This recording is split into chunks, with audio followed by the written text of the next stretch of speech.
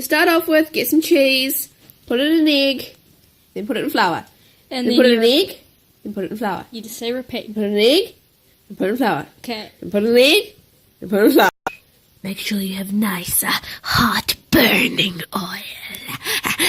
Get the wee little cheese ball. Put it in the burning oil. Okay, that's sick. Make as many as you like. Or as you don't like, if you don't like them.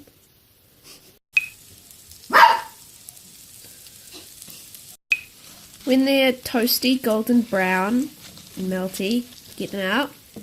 If it's possible to do that. Ow, ow, ow, ow. Put it down. Okay, there you go. Put them on a plate.